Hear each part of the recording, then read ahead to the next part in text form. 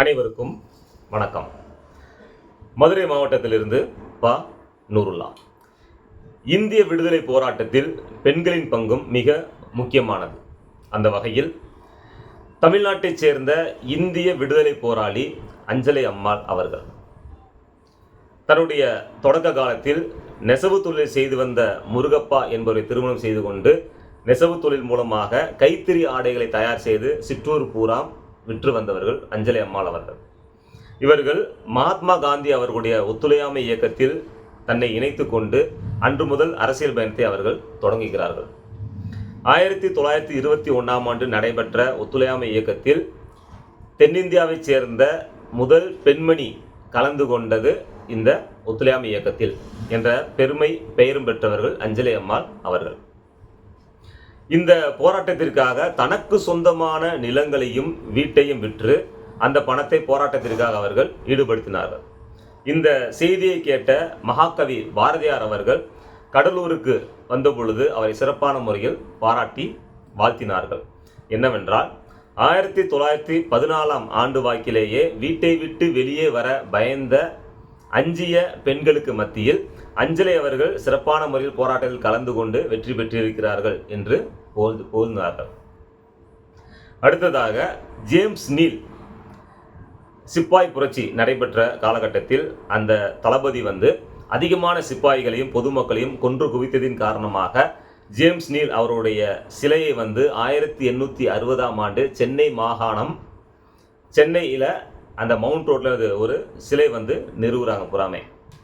இந்த சிலையை அகற்றன்னு சொல்லி செப்டம்பர் மாதம் 1927 அஞ்சலை அம்மாள் அவர்களும் தன்னுடைய கணவர் முருகப்பா மற்றும் தன்னுடைய மகள் அம்மாக்கண்ணு ஆகியவர் சேர்ந்து என்ன பண்ணியிருக்காங்க, சத்தியாகிரக போராட்டத்தில் அவங்க ஈடுபடுறாங்க புறாமே.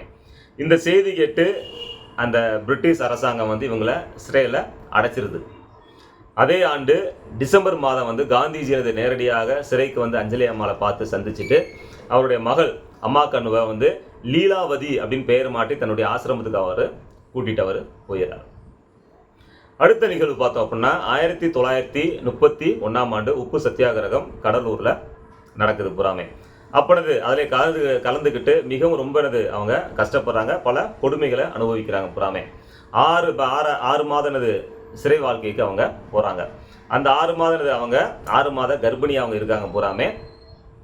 அப்பொழுது வெளியே வராங்க. வெளியே அவங்க என்ன பண்ணுறாங்க, குழந்தையை ஈன்று 15 நாள் ஆனான அந்த கை குழந்தையை எடுத்துக்கொண்டு மீண்டும் சிறைக்கு சென்று தன்னுடைய மீதி தண்டனை வாழ்க்கையும் அனுபவிச்சு அவங்க வெளியே வந்தாங்க. அப்பேற்பட்ட சிறந்த ஒரு பெண்மணி அஞ்சலை அம்மாள் அவர்கள்.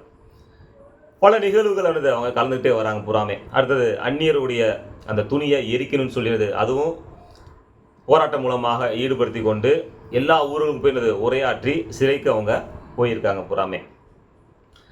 அடுத்து பார்த்தோம் அப்படின்னா சென்னை மாகாணத்தில் அதிகமான செயல்பாடுகள். அடுத்து பார்த்தோம் அப்படின்னா காந்திஜி முழுக்க அஞ்சலை அம்மாள் அவர்கள்ட்ட அதிகமான பொறுப்பு கொடுத்துட்டே இருந்தாங்க புறாமே. அஞ்சலை அம்மாள் அவர்களும் காந்திஜி சொல்லக்கூடிய அனைத்து போராட்டங்களும் அவங்க ஈடுபடுத்தி சிறைக்கும் போயிருக்காங்க.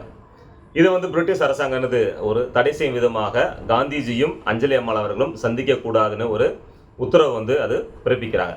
ஆனால் அஞ்சலை அம்மாள் எதற்கும் கலங்காமல் பெண்கள் அந்த முஸ்லீம் பெண்கள் அணியக்கூடிய பர்தாவை அணிந்து கொண்டு குதிரையில் விரைவாக காந்திஜி அவர்களை சந்தித்து மீண்டும் அவர்கள் சென்றார்கள். இதற்காக காந்திஜி அஞ்சலை அம்மாள் அவர்களை தென்னிந்தியாவின் ஜான்சி ராணி என்று புகழ்ந்திருக்கிறார். அப்பேற்பட்ட மிகவும் சிறப்பு பெற்றவர்கள் அஞ்சலை அம்மாள் அவர்கள். தொடர்ந்து பல போராட்டங்களில் ஈடுபடுத்தி வருகிறார்கள் புறாமே. அந்த சிறையில் இருக்கும் பொழுது அந்த கை குழந்தை அவங்க இருந்ததுனால ஜெயில் வீரர் அப்படின்னு அந்த குழந்தைக்கு பேர் வைக்கிறாங்க. காலப்போக்கில் அந்த குழந்தைய ஜெய வீரர்னு பேர் பெறுறாங்க புறாமே. போராட்டம் நடைபெற்றுட்டே இருக்கு. இந்தியா சுதந்திரம் அடையுது. 1947ஆம் ஆண்டு இந்தியா சுதந்திரம் அடையுது புறாமே. அந்த காலகட்டத்திலிருந்து விடுதலை போராட்டத்தில் ஈடுபட்டவங்களுக்காக ஓய்வூதியம் புறாமே வழங்குறாங்க. ஆனால் அஞ்சலை அம்மாள் அவர்கள் எனக்கு ஓய்வூதியம் வேண்டாம் என மறுத்த பெண்மணி அஞ்சலை அம்மாள் அவர்கள். என்னுடைய செயல்பாடு அனைத்துமே என்னுடைய நாட்டிற்காக, என்னுடைய உயிர் மூச்சு அனைத்துமே என்னுடைய நாட்டிற்காக, எனது நாட்டிற்காக நான் பணி செய்து நான் சிறப்பான முறையில் வெற்றி பெற்றிருக்கிறேன். அதற்காக எனக்கு எந்த ஓய்வூதியம் வேண்டாம் என்று கூறிய பெண்மணி அஞ்சலை அம்மாள் அவர்கள். சிறந்த ஒரு போராட்ட வீரர். பின்னர் பல அரசியல் ஈடுபட்டு பல பொறுப்புகள் வகித்து மக்களுக்கும் அதிகமான சேவைகள் செய்திருக்கிறார்கள். அந்த வகையில் இந்திய விடுதலை போராட்டத்தில் அஞ்சலை அம்மாள் அவர்களுடைய பங்கு மிகவும் சிறப்பான பங்கு. ஜெய் ஹிந்த்.